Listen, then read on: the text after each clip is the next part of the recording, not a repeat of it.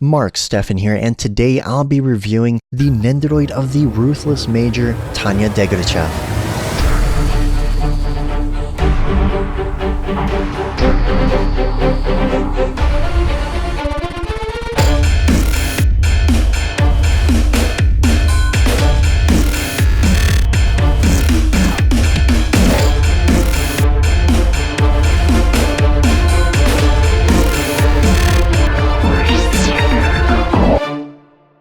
Tanya is one of my favorite characters portrayed in an anime series, and I'm currently reading the Saga of Tanya the Evil light novels.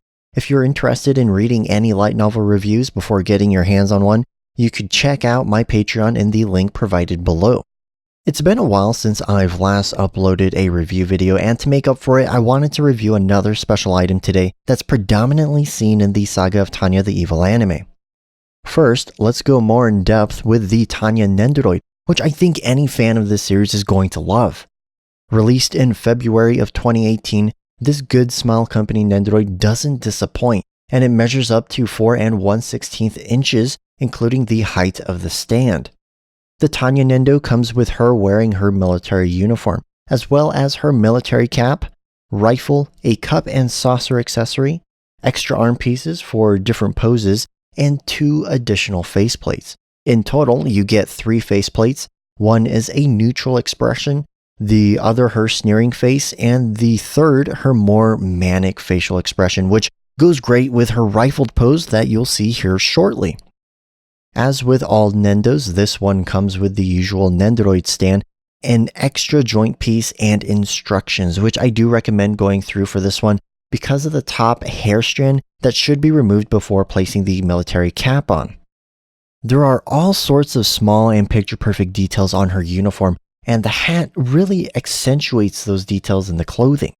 Personally, I like seeing the hair strand on her head because it's a big part of her lowly yet fierce personality. You can pose Tanya in lots of different ways, like her typical standing pose or her trademark salute. The pose with Tanya holding her cup of coffee and saucer is one that I like to pair with her sneering face. Kind of makes her look devious and very Captain Tanya-like. And then there's her rifled pose paired with her manic faceplate that I think makes her look brilliantly insane, just like how her character is usually portrayed in the series when she goes into battle. If you've seen the anime, you'll know what I mean.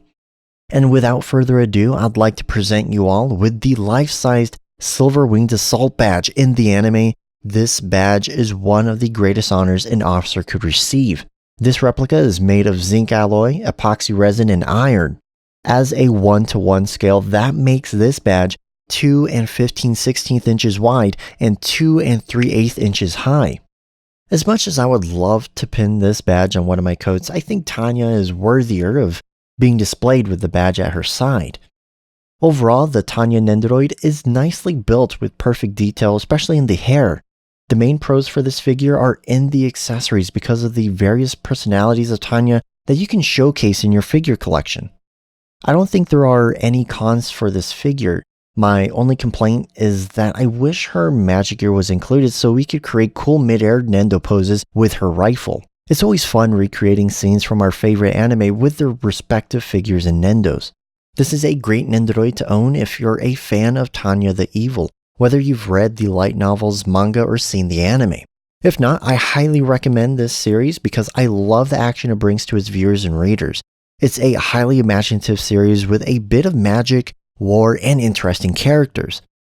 Thank you all for tuning in on this week's review. As a special trick-or-treat, don't forget to subscribe to the Mark Steffen Collective YouTube channel, where I'll be posting more Halloween-themed figure reviews for the month of October.